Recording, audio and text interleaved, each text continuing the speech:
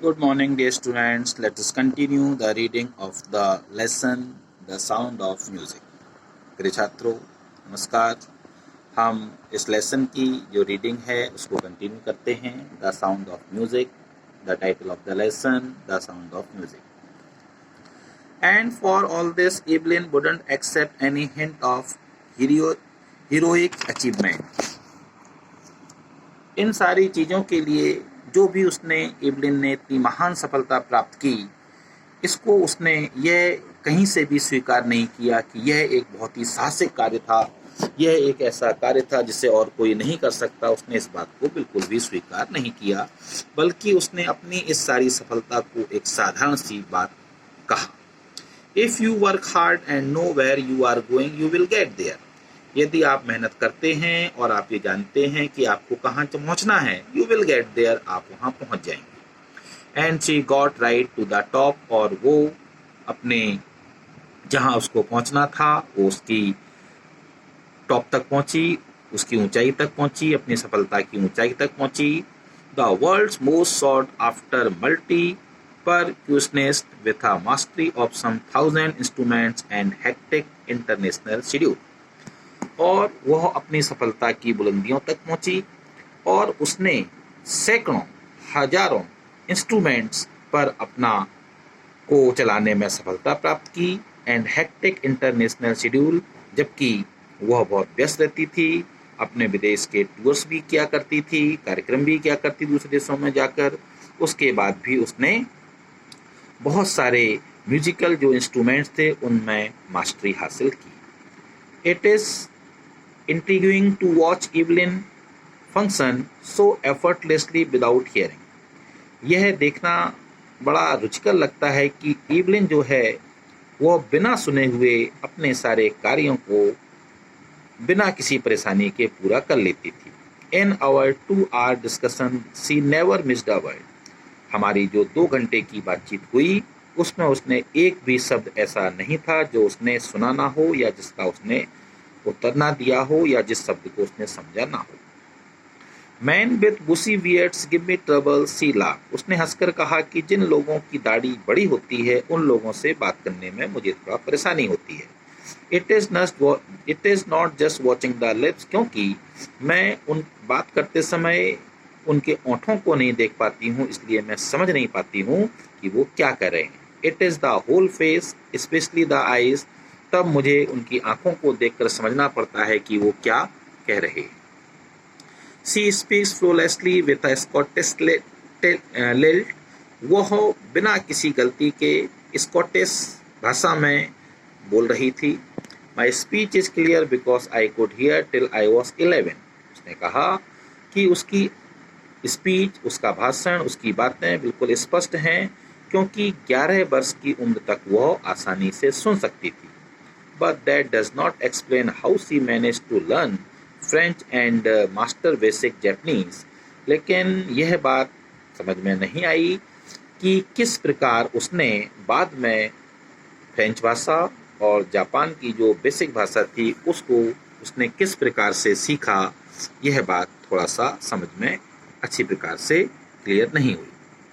As for music, she explains, it pours in through every part of my body। संगीत के प्रति उसका कहना था कि संगीत जो है वो उसके शरीर के हर अंग में बसता है। It tingles in the skin, my cheek bones and even in my hair. यहाँ तक कि संगीत जो है वो मेरी स्किन में है, मेरे गालों की हड्डियों में है और मेरे बालों तक में है। When she plays the xylophone, she can sense the sound passing up the stick into her fingers। जब वह जाइलोफोन को बजाती थी तो वह उसकी आवाज़ को जिस स्टिक से वो बजाती थी उससे होते हुए अपनी उंगलियों पर महसूस करती थी। By leaning against the drums she can feel the resonance flowing into her body. और ड्रम की ओर झुककर, और ड्रम बजाते समय ड्रम की ओर झुककर वह उसकी जो गूंज होती थी उसको महसूस कर सकती थी। On a bullet platform she removes her shoes so that the vibration passed through her bare feet and up her legs. जब उसको कोई प्रोग्राम, कोई कार्यक्रम ऐसे स्टेज पर देना होता था जिसका प्लेटफॉर्म लकड़ी का बना होता था, तो वह अपने जूते उतार देती थी, जिससे कि वह अपने नंगे पैरों से होकर उस संगीत को अपने नंगे पैरों से महसूस कर सके. Not surprisingly, Evelyn delights her audience, और एवलिन अपने दर्शकों को का मनोरंजन भी करती थी, उनको प्रसन्न भी करती थी, आनंद भी करती थी. In 1991, she was presented with the Royal Philharmonic Society's prestigious Soloist of the Year Award. 1991 में उसको रॉयल फिलहार्मोनिक सोसाइटी का जो सबसे बड़ा अवार्ड था, वह उसको सोलो परफॉर्म के लिए दिया गया. सेस मास्टर परक्यूशनिस्ट जेम्स ब्लेडर्स, तब परक्यूशनिस्ट जेम्स ब्लेडर्स जो कि म्यूजिकल इंस्ट्रूमेंट को बजाते हैं, उन्होंने कहा था, God may have taken her hearing but he has given her back something extraordinary. ईश्वर ने उससे उसकी सुनने की शक्ति तो छीन ली, लेकिन उसने उसके बदले में उसको बहुत कुछ दिया है. What we hear she feels, जिस चीज़ को हम सुनते हैं उस चीज़ को वो महसूस करती है. Far more deeply than any of us, हम सबसे ज़्यादा वो उस चीज़ को महसूस करती है जिस चीज़ को हम सुनते हैं.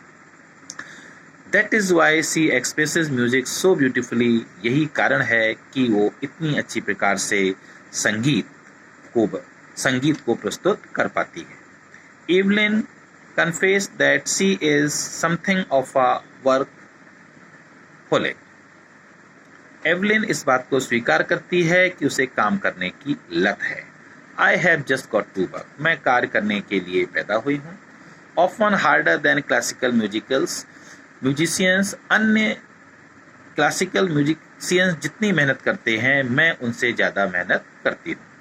But the rewards are enormous, लेकिन जो इनाम होते हैं, जो रिवार्ड्स होते हैं, वो बहुत खुशी प्रदान करते हैं, वो बहुत ऊर्जा प्रदान करते हैं. Apart from the regular concerts, Evelyn also gives free concerts in prisons and hospitals. वो अपने नियमित प्रोग्राम्स को किया करती थी देश में और विदेशों में. इन सब के बावजूद वो जेलों में या अस्पतालों में जाकर जो कार्यक्रम करती थी, उनका वो कोई पैसा नहीं लेती थी. फ्री में, मुफ्त में, बिना कोई पैसा लिए वो अपने कार्यक्रम हॉस्पिटल्स और प्रिजन्स, जेल और अस्पतालों में मरीजों के लिए और जेल में कैदियों के लिए किया करती थी, क्योंकि वो उनको खुश करना चाहती थी.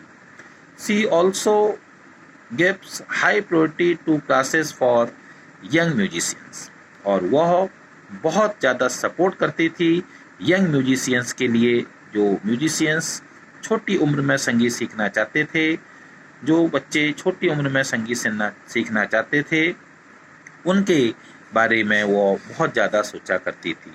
And Ann Richlin of the Beethoven Fund for def Children से she is a shining inspiration for def children.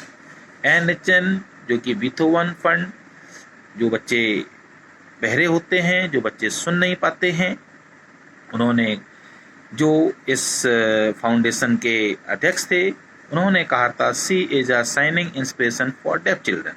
वो उन बच्चों के लिए जो बच्चे सुन नहीं पाते हैं, अपने आप को इन्फीरियर महसूस करते हैं, उनके लिए वह एक चमकता हुआ सितारा थी. They see that there is nowhere that they can not go.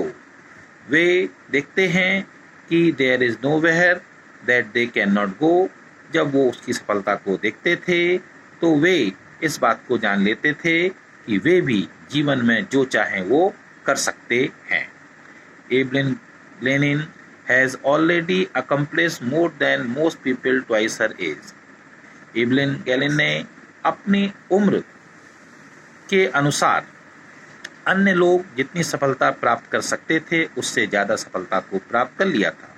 She has brought percussion to the front of the orchestra, और वो ढोल, तबला आदि जो म्यूजिकल इंस्ट्रूमेंट होते हैं उनको वह इन इंस्ट्रूमेंट्स को वह आगे लाई, उसने इनका प्रचार प्रसार किया, इनको बढ़ावा दिलवाया and demonstrated that it can be very moving. और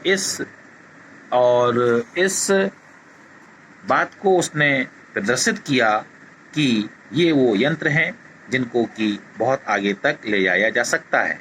she has given inspiration to those who are handicap. उसने उन लोगों को भी प्रेरणा प्रदान करी जो लोग हैंडीकैप हैं, अपंग हैं, कुछ कर नहीं सकते। People who look to her and say, लोग उसको देखते थे और कहते थे if she can do it I can. यदि इब्लेन डेफ होने के बावजूद, बहरी होने के बावजूद ये सब कर सकती है, इतनी बड़ी सफलता ले सकती है, मैं भी कर सकता हूँ, हम भी कर सकते हैं। And not the least she has given enormous pleasure to millions. और अंत में यही कहना चाहेंगे कि उसने लाखों लोगों को, करोड़ों लोगों को खुशियाँ प्रदान की, उनके जीवन में उजाला लेकर वो आई। तो dear student, this is the complete reading of the lesson The Sound of Music, and in this lesson we saw, इस पाठ में हमने देखा that in spite of being deaf, कि एक बहरी बच्ची होने के बावजूद she got great success in her life, उसने जीवन में महान सफलता को प्राप्त किया। और उसका सबसे अच्छा मैसेज जो इस लेसन के अकॉर्डिंग जाता है वो ये है कि if you work hard and know where you are going, you will get there। यदि आप कठिन मेहनत करते हैं और आप जानते हैं कि आपको कहाँ जाना है तो निश्चित रूप से आप वहाँ पहुँच जाएंगे। Dear student, this is all the reading of this lesson. Have a nice day. Bye bye.